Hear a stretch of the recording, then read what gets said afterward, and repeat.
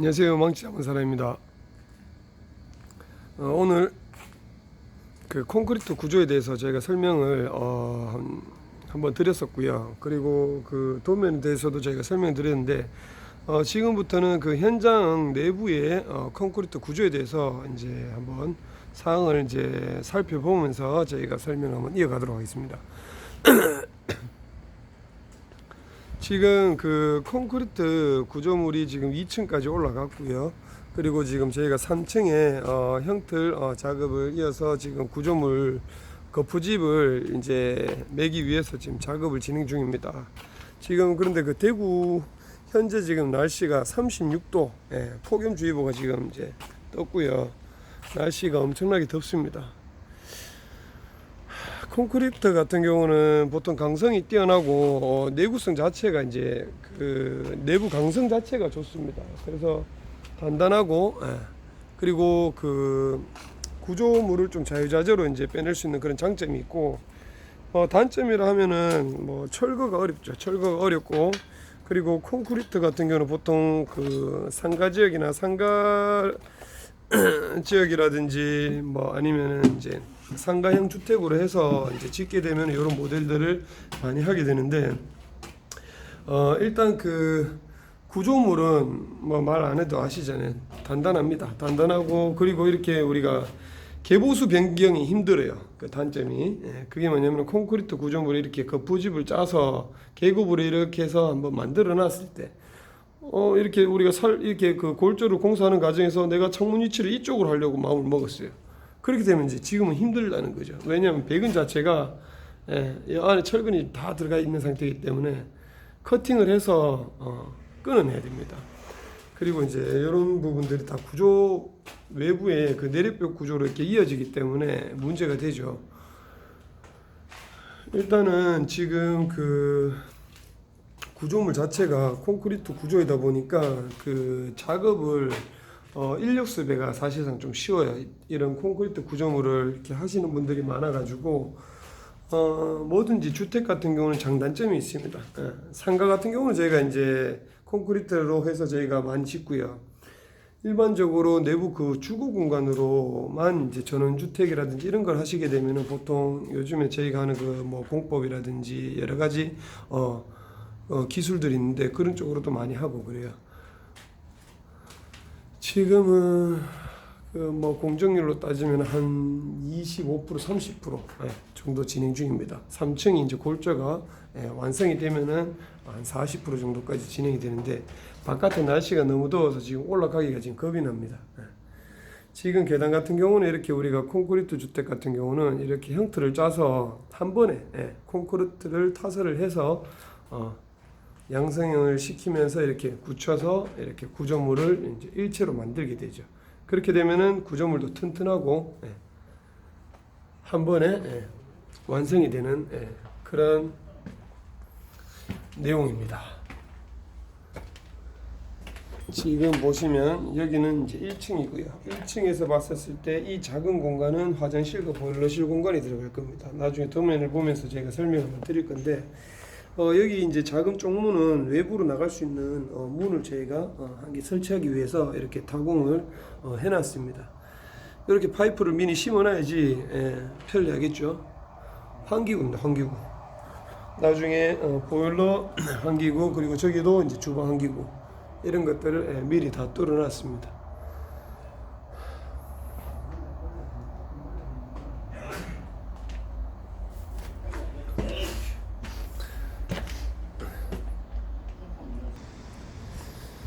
자, 여기는 저희가 이제 3층 구조물을 올리기 위해서 3층에 지금 올라와서 저희가 영상을 보여드리고 있는데 사실 이 주택 같은 경우는 좀 사연이 많습니다. 그런 사연은 나중에 천천히 추후에 저희가 설명을 드리도록 하고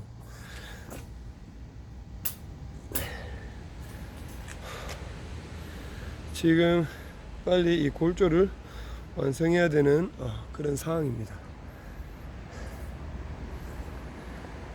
이게 이 사연이 제가 설명을 드리자면은 기존의 그 건축 시공사가 이 공사를 하다가 중간에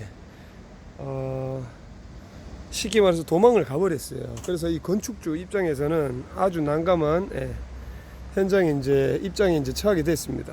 근데 이 사연이 좀 웃긴 게, 이 건축주분께서는 제일 처음에 저희한테 이제 공사를 의뢰를 하려고 연락을 했었는데, 제가 그때 조금 그 바쁜 핑계로 해놔서 저희가 그 공사를 못 해드렸어요. 그래서 그 이분께서는 이제 다른 업체를 선정하셔가지고 공사를 하는 그 과정에 있어서 이런 문제가 생겼는데, 지금 제가 밟고 있는 이 주택의 대지 여기는 원래는 저기 보시다시피 이렇게 한옥으로 지어져 있는 주택이었습니다.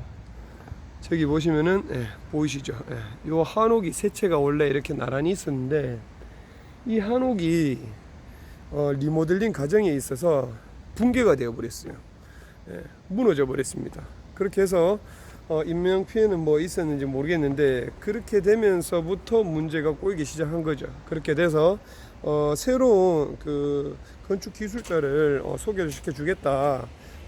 그쪽 분께서는 이제 미안해서 이제 자기는 돈을 안 받고 이렇게 해서 새로운 그 기술자를 소개를 시켜줬는데, 그분께서 공사를 하는 동안 금전적인 부분에 문제가 조금 있고 좀 회사의 유지가 좀 힘들었나 봅니다. 그렇게 하다 보니 건축주하고 클레임이 조금씩 이제 있으면서 결국에는 2층 구조물에서 결국에는 중단이 되어버린 그런 상태가 벌어지게 됩니다. 그렇게 돼서 지금 시간이 한 8개월 정도 흘렀는 것 같아요. 딱 이렇게 돼서 그렇게 해서 이제 저희한테 연락을 오고 저희가 현장 답사를 했었을 때 정말 참혹했죠. 그래서 뭐 이런 부분, 이런 사연들을 제가 뭐 저한테 미리 연락을 안 했었으면은 제가 이런 부탁을 들어드리기가 힘든데, 사전에 저한테 이제 연락을 주시고 했던 분이기 때문에 제가 조금 더 가슴이 아프더라고요. 그래서 제가 이런 부분을, 사실상 공사 중간에 들어간다는 거는 말도 안 돼요. 근데 그렇게 공사를 하지 않습니다. 왜? 기존에 있는 그 건축 시공 기술자분들이 어떻게 공사를 해놨는지 모르잖아요. 그렇기 때문에 지금 이렇게 도면 이렇게 우리가 세부적으로 실측을 해보면은 이 공사를 잘했는지 안 했는지 이미 바닥에 있는 이런 배근도라든지 이런 거를 보면은, 이 도면대로 그려졌는지 이걸 보면 이미 좀 판단이 됩니다. 지금 그 아까 좀 약간 이제 간단하게 얘기 한번 드렸었는데, 형들 목수분하고 얘기했는데 이미 10점 정도가 지금 뒤틀렸어요. 뒤틀렸는 부분도 이분의 일단 기술력의 그 차이죠. 그래서 그런 부분을 가지고 지금 왈가불가 할 건 아니고, 어찌되었든 이거를 완성을 시켜야 됩니다. 완성을 시키는 게 제 목적이고요. 그리고 저희 회사에 지금 이제 책임감이 지금 큽니다. 그래서 이런 부분들에 대해서 저희가 조금 이 딱한 사연을 들어주기 위해서 저희가 일단 공사를 일단 맡게 됐고요. 다행이라고 생각합니다. 지금부터 저희가 마감을 완벽하게 하는 그 과정을 하나하나 저희가 꼼꼼하게 설명을 드리면서 영상을 찍을 테니까, 지금 대부분의 업자분들이 사실 그래요. 이게 유지관리도 그렇지만 이거를 공사를 처음에 덜썩 물었다가 하다 보니 자기들이 이제 타산이 안 나오는 거죠. 그러다 보니까 이 중간에 포기하시는 분들이 대부분 많습니다. 왜냐하면 그 클라이언트하고 이제 소통 문제가 좀 일단 커요. 그런 부분이 원활하지 않기 때문에 문제가 많이 발생되고요. 그리고 제 주변에 지금 계속 연락 오시는 분들이 대부분 다 인건비 받고 일하시는 분들이 연락 오셔가지고, 얼마 전에 제가 설명 한번 드렸잖아요. 이 건축주분들께서 직영공사를 하면서 도급을 떼주지 않고 목수들 써가면서 이렇게 뭐 사람들 써가면서 공사하다 이런 부분이 대다수 발생됩니다. 이렇게 되면은 책임은 누가 지겠습니까? 건축주께서 다 부담을 안고 가야 되는 겁니다. 그래서 이런 사연들을 저희가 전화를 많이 받고 해요. 그래서 이런 부분들에 대해서 중간에 업체분들께서 이제 들어가려고 하겠습니까? 안 들어갑니다. 책임을 자기들이 또 져야 될 수 있는 부분이 있기 때문에. 그래서 이런 이제 딱한 사연을 가지고 저희가 지금 일단 현장에서는 그 계약 방식 체계를 조금 다르게 해서 현장 감리를 해주는 식으로 해서 저희가 마감을 최종적으로 지어주는 그런 과정을 이제 밟고 있습니다. 그래서 저희가 오늘 본격적으로 작업을 진행을 해서 공정표대로 최대한 빨리 완공을 시키려고 계획을 중입니다. 지금 보시면 바깥에 정화조도 묻어놨는데, 정화조도 지금 엉망으로 묻어나서 지금 침하돼 있고 뭐 지금 뭐 다 부서지고 지금 엉망입니다. 이것도 그 경계 이탈별로 돼 가지고 정화조를 묻어놨더라고요. 저도 다 걷어내서 버려야 됩니다. 지금 경계기점에서 정화조가 그 바깥으로 남의 땅에서 지금 정화조가 묻혀 있는데 이건 뭐 지금 도면을 보고 집을 지었는지 저도 도무지 알 수가 없습니다. 하여튼 뭐 이런 공사들은 참고로 업자분들께서 이어 바톤을 받지 않는다라는 거를 소비자분들께서는 잘 인지하고 계시고 공사를 하실 때 충분히 그 회사의 이력을 조회를 하시고 경제적 환경도 한번 잘 한번 판단 한번 하시고 업체 선정을 하시는 게 저는 맞다고 생각합니다. 자, 이렇게 콘크리트 지금 여기도 보면은 배전함을 여기다가 묻어놔야 되는데 이 한번 보세요. 지금 배전함이 없어요. 없는데 물어보니까 여기 묻어져 있었는데 이게 뭐 그 내려앉았다, 콘크리트 무게 때문에 내려앉았다 하는데 그 흔적 자체가 없습니다. 그래서 제가 봤을 때 이 여기 망치로 두들겨는 이 흔적이 있는데 일단 요거는 나중에 한번 깨 보도록 하고, 지금 바닥 같은 경우도 저희가 공사하는 방식으로 하면은 1층에서 이게 어차피 비트를 이용해서 3층까지 올라가야 되는 상황입니다. 천공을 해서 그렇게 되면은 지금 바닥에 배관 위치 같은 경우는 화장실 위치, 예를 들어 메인 그 변기, 그리고 저기 주방 위치 있는데 그 바닥 배수, 이 배수를 그 기초에서 묻어서 이렇게 배관을 연결해 놓으면은 저희가 끌고 가기가 편한데 지금은 천공을 다 해가지고 지금 기초 있는 데서 벽을 끌고서 저 바깥으로 빼서 빼돌려야 되는 그런 상황이 생겼어요. 일이 엄청나게 지금 많아집니다. 일도 까다로워졌고요. 그래서 참 답답합니다. 답답해.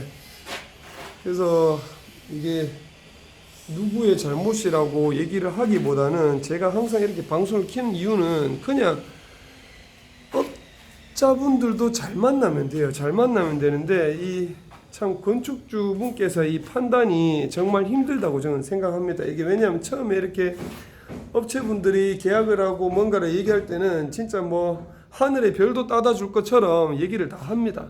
하지만 막상 계약을 하고 나니 예를 들어 여기는 이제 중단이 됐지만 계약을 하고 예를 들어 이제 준공을 내고 유지 관리에 대해서 관리가 안 되는 거예요. 한두 번은 올 수 있지만은 두세 번은 이제 올 수가 없다는 거죠. 왜냐하면 그 비용이 계속 청구가 되기 때문에 그 사람들도 힘들다는 거죠. 그래서 제가 항상 말씀드리는 게 싸다고 절대적으로 좋은 게 아니다 라고 말씀드리고 싶습니다. 왜냐하면 회사 입장에서는 유지 관리에 대한 것도 다 충분히 계산을 하고 회사를 운영하는 거거든요. 그러면 우리가 어쩔 때는 AS만 진짜 한 100만 원 이상씩 해준 적이 있습니다. 왜? 그거는 어차피 우리가 잘못되는 거고 우리가 해줘야 되는 부분이기 때문에 그거를 어차피 우리는 감안하고 생각하고 우리가 공사를 하거든요. 그래서 하여튼 안타까운데 뭐 어떡하겠습니까. 지금 여기 보시면 붕괴돼 가지고 옆집에 담장하고 이쪽에 담장하고 무너지고 난리도 아니었습니다. 그렇게 해서 민원이 많이 걸렸다고 하네요. 그래서 저희가 이 공사를 바톤을 받으면은 어떤 문제가 생기냐면은 저희 업체가 기존에 있는 업체인 줄 알고 저희한테 클레임을 많이 걸어요. 그럼 저희는 일일이 돌아다니면서 사과를 다 하죠. 죄송합니다.